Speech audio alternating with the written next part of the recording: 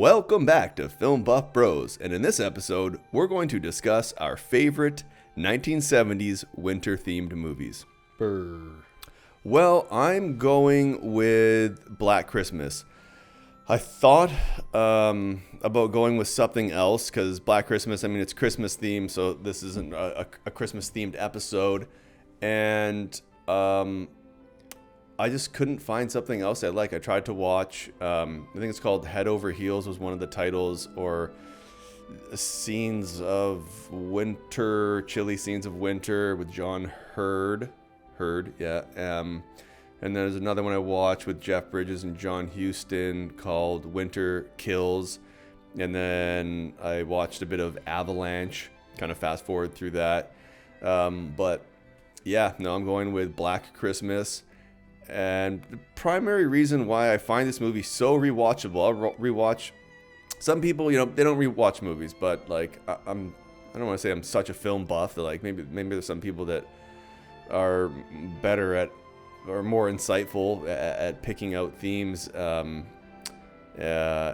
tropes and stuff in movies. But for me, what makes a good movie is it being rewatchable, and I probably watch it's like Aliens for me. Like I watch it like multiple times a year. It's just so well performed, so well paced.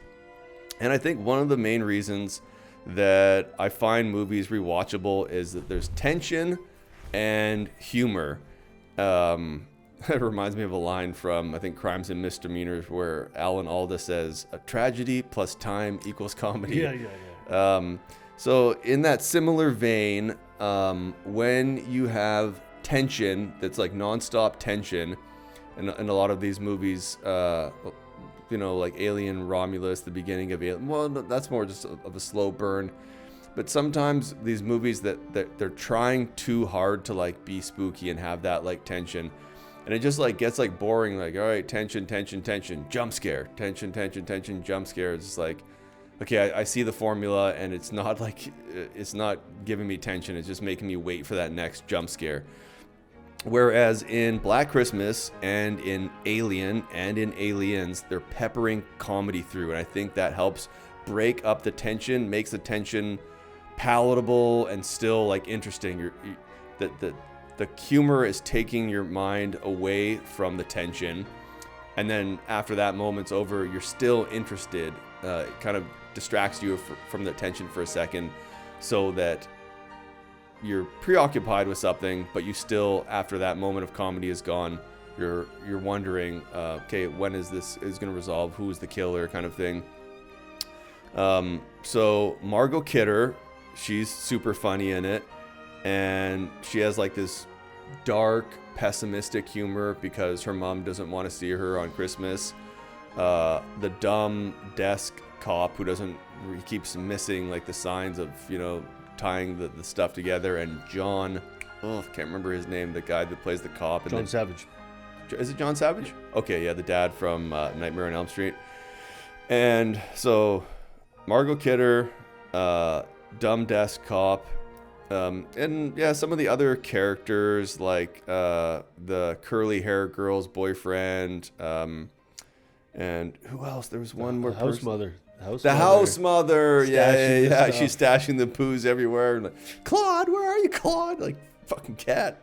So that comic relief helps have like cohesive tension. It helps keep the tension. And then it's so dark as well. Like, with the abortion, and the absentee mother, from what her daughter's been killed. The dad's there, but the mother isn't there. The mother that lets her daughter walk home and then she gets killed in the park. Just so much dark subject matter in it. The crazy, pianist guy, and you think it's him, and how they don't resolve it. It's not actually him in the end, and just like, the POV shots is just such a well-balanced movie, so well lit, great camera work. It's a masterpiece. It's honestly, like, now that I think about it, when the first episode we did, it was like our top 3 or 5 movies. Like, the more I think about it, the more I think that has to be up there. And Winter. I mean, it takes place during winter. There's snow. People are wearing thick clothing. It's not really like a character in it. Doesn't the snow in the winter doesn't play a huge role, but it takes place in winter. It's the 70s, and it's such a good movie, so that's why I chose it. It's a cozy movie. It feels like you were saying, it feels like a winter movie. You know the snow's out there. They are showing some of those establishing shots, exterior establishing shots there, and there is some outside scenes and stuff. So it definitely feels like that. Yeah, this movie. That Illuminati sweater, very cozy. Yeah, so much stuff to catch, and I think when you're saying rewatchability, it's where for me, if it's rewatchable, I can notice something, even the most minute, slight thing that I didn't notice before. And as far as the theme of balancing humor with suspense, which we've talked about a lot here, and you just made me think, it's like you're sort of like easing them in with humor at first, like Aliens and stuff. You're easing them in, but there's always that question of something's not right. So in the back of your mind, the suspense is almost invisibly building up because you're like, no, that doesn't seem right, but everyone seems to be in a good mood, and then all hell breaks loose, and you're like, it takes this left turn that you kind of almost knew was going to come, but it wasn't so heavy-handed. So I think early on you have to pepper that comedy in there, and really like going on a date with someone, but this person doesn't seem right, but they're funny, and I'm feeling all warm inside, so. Yeah, I'm going with, that's my first movie. Black Christmas is my first because it's not only one of my most favorite horror movies, Christmas movies. It is also my favorite winter movie. But I've reviewed it, and you just did it there. I agree with everything you said. I'm going to go with a different one, which is my second, which is Murder on the Orient Express, based on Agatha Christie's thriller novel. All takes place on this train in the winter. The snow is a character there. It's blocking them from going anywhere. Great, huge ensemble cast, great actors, Anthony Perkins, Lauren Bacall, Ingrid Bergman, Sean Connery, Michael York, powerhouse cast, excellent English actors, great humor. The guy who plays Poirot is Poirot. Yeah, Poirot. Yeah. What's his name? Alfred? No, what's his name? Albert. Albert. Yeah, Albert. Finds. Yeah, you know what I'm talking about. Yeah. He's fantastic. His humor is great. And Marty Balsam, who Marty Balsam was in 12 Angry Men. He was in a bunch of movies with Brando. He is fantastic as the train conductor manager guy. Yeah, humor. You're saying the blend of the humor with the suspense again. Humor's there the whole time with this great character, and the ending is really interesting too, unexpected, and it's lit. It just feels again like a cozy train. You're like, it wouldn't be bad to be on this train, So yeah, it's great music as well, great set design. So yeah, definitely highly recommend Murder on the Orient Express.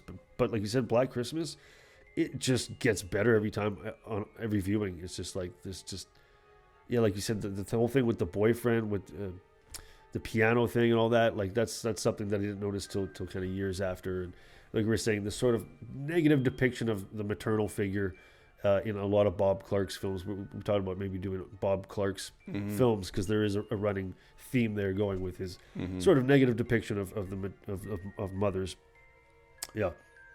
Yeah, I think just back to like that, something that is similar between the two films, and I think a lot of just good films in general is kind of lulling the audience into a false sense of security with the comedy, which ends up punctuating the moments of dire moments, violent moments. Whereas, like, a lot of new movies, it's just, like, blah. It's just like, okay, we're going to have dull lighting. There's going to be no comedy. We're going to have all these sad characters. Like, you remember The Conjuring? Do you ever watch The Conjuring before? A while ago, yeah. It's like they're in a kitchen. Like, there's no lights on in the kitchen. Like, the kid is, like, depressed kids or whatever. And it's just, everything is just, like, blah. Everything is, like, painted with one color, depicted with one note. It just doesn't add any like dynamic kind of quality to the narrative, like a push and pull kind of thing going on. Yeah. And I think that's which is super important for storytelling. If you think about like around a campfire, it's just like, you know, you're telling the story, and it's you're trying to captivate the audience, so you can't just be like spooky, spooky, spooky, spooky, spooky. They're like, okay, I get it. I'm waiting for that moment. But whereas you're peppering with the comedy, the audience is like, okay, is it going to be another comedic moment right now, or is it going to be the scary moment? They don't know, so it catches them off guard, right? Like when Harry Dean Stanton in Alien, kind of totally off topic here, but we're talking about a 70s movie anyway. When Harry Dean Stanton is looking for the cat, and he's like, oh, I can't remember what the cat's name, but he's calling the cat's name, and similar to Black Christmas, he's like, fucking cat, or whatever, right? Because the cat won't come to him. He's like, Jonesy, Jonesy. He's like, come on, Jonesy. Like, and similar to Black Christmas, she's calling the cat, and she's like, fucking cat. And then both, you know, get killed like by this. And there's chains hanging as well, and he gets hit by the tail of the alien, whereas she gets hit by like the hook on a chain. So I don't know. It's just I think that's a super important aspect of filmmaking, like the push and pull, the up and downs, which is lacking these days. And I just wish some famous directors would watch this video and start making more captivating. Do better. Anyway, that's our episode for this week. Tune in next week for another episode. Click down below to click subscribe so you can watch all of our awesome content often. And please leave a comment down below and let us know which kind of movies you want us to review next. Thanks for chilling with us.